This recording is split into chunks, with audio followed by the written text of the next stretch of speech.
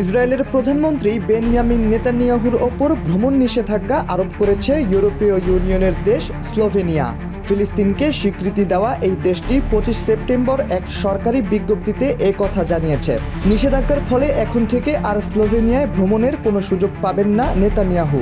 স্লোভেনিয়ার president বলেছেন, আমাদের সঠিক কাজটি করা উচিত। আমাদের অবশ্যই গাজায় জাতিগত নিধন বন্ধ করতে হবে।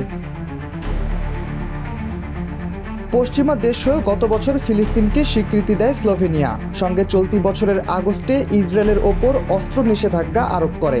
একই সঙ্গে ফিলিস্তিনি উৎপাদিত পণ্য আমদানির ওপরও নিষেধাজ্ঞা আরোপ করা হয়, কারণ দেশটিতে ইসরায়েলের আগ্রাসন চলাকালে প্রবল খাদ্য সংকট দেখা দিয়েছিল। ফিলিস্তিনে চালানো আগ্রাসনের জের ধরে 2023 সালের অক্টোবরে যুদ্ধাপরাধ ও মানবতাবিরোধী অপরাধের দায়ে আন্তর্জাতিক আদালত গ্রেপ্তারি পরোয়ানা জারি করে নেতানিয়াহুর বিরুদ্ধে।